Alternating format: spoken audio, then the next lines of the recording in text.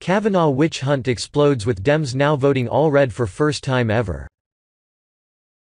After Thursday's Senate Judiciary Committee hearings where Dr. Christine Blasey Ford and Judge Brett Kavanaugh both had a chance to be heard after Ford's wild, 36-year-old, uncorroborated accusations of alleged sexual assault against Kavanaugh, the whole nation saw how Democrat senators smiled and plotted amongst each other in order to smear Kavanaugh and in turn give a black eye to President Trump.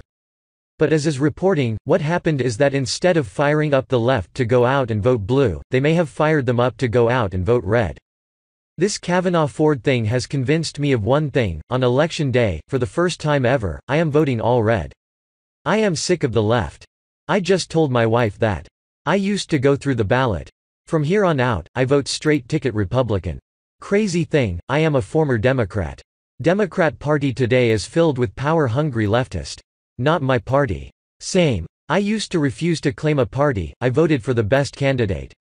The Democrats have absolutely ruined me with their extremism and socialist agenda the past few cycles. Their behavior is reprehensible. Writing the in November. It looks like the Democrats may have finally overplayed their hand and made people flee from their ranks after the debacle that was the Ford testimony where she was not even sure if she had paid for a polygraph test? Really? Here is more on this debacle via Fox News. The chaotic start to Judge Brett Kavanaugh's confirmation hearing was coordinated from the top by Democratic senators who wanted to stall the Supreme Court nomination process amid complaints about access to documents. Kavanaugh returns before the Senate Judiciary Committee Wednesday for the start of formal questioning. He has delivered only his opening statement so far, vowing Tuesday to be a neutral and impartial arbiter after enduring a morning and afternoon of blistering statements from Democrats warning about the implications of his potential confirmation. Many of those Democrats repeatedly tried to object, delay and even adjourn the hearing amid requests for more documents and more time to review the files they had. Senate Minority Whip Dick Durbin, D.I.L., seemed to acknowledge the show was coordinated when asked by GOP Sen. Tom Tillis during Tuesday's hearing to respond to reports that Senate Minority Leader Chuck Schumer, DNY, led a phone call over the holiday weekend discussing protest plans. Durbin said there was a phone conference yesterday, where many issues were raised. He said this included concerns that over 100,000 documents related to Judge Kavanaugh had been characterized by the chairman of the committee as committee confidential and questions of whether the committee should hear the nominee without access to basic information about his public record. The Supreme Court has rejected Schumer's request for the hearing to be delayed, but how much sense does his request actually make? Lisa Booth and Charlie Kirk join the Next Revolution to discuss. Politico, citing unnamed sources, reported that Democrats discussed going even further than their strategy of rapid-fire disruptions. According to the report, they considered staging a mass walkout during the confirmation hearing. But the party's top lawmakers ultimately decided against such a course of action, in part fearing the backlash from a made-for-TV moment would only help the Republican Party, and impede any chances to stop the nomination of Kavanaugh, the report said.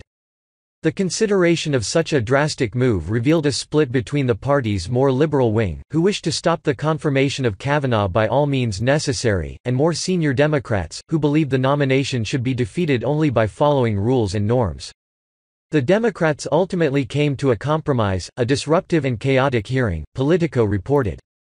Younger Democrats, such as California Senator Kamala Harris, hijacked Tuesday's hearing almost as soon as it started and urged the committee to delay the hearing amid protests by liberal activists, some of whom were arrested. Harris received praise for her defiance of the chamber's norms. This was a big step forward, and Kamala Harris showed real leadership by going first in interrupting the hearing. Now we need other Democrats who are not on the committee to speak up and oppose this nominee, too, Brian Fallon, director of Demand Justice, an anti-Kavanaugh group, told the outlet.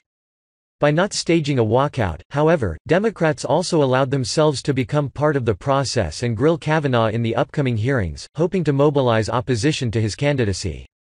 The obstructionist tactics, which will surely boost some lawmakers' reputations among the increasingly liberal base, may still backfire when it comes to the confirmation of Kavanaugh. Democrats ultimately need to convince moderate Republicans to vote against Kavanaugh's confirmation. Alaska Sen. Lisa Murkowski, one of the swing votes that could stop the nomination, dismissed Tuesday's protests as a lot of drama, according to the outlet.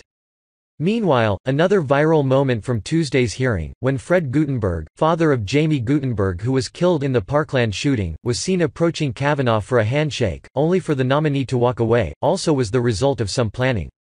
The committee's top Democrat, Senator Dianne Feinstein, tweeted that she invited Guttenberg to sit in the audience. He knows firsthand how Brett Kavanaugh's extreme views on guns could lead to more massacres, tweeted Feinstein, who has long championed gun control measures. But Guttenberg said it was his decision to approach Kavanagh. "I initiated an effort to introduce myself to Kavanagh. It was my decision and I own it. Anyone trying to come up with some political master plan is simply wrong," he tweeted. The Democrat Party made a huge miscalculation when they decided to take on Kavanagh. They thought that by doing so the American public would turn on Republicans and, more importantly, President Trump. But the American public is not stupid. Even though they elected a charlatan like Barack Hussein Obama twice, they figured out the scam the left was running, and many are now vowing to never vote Democrat again. What we saw this past week is not the end of the Trump presidency as many on the left were saying. What we saw was the probable end of the Democrat Party and their nastiness.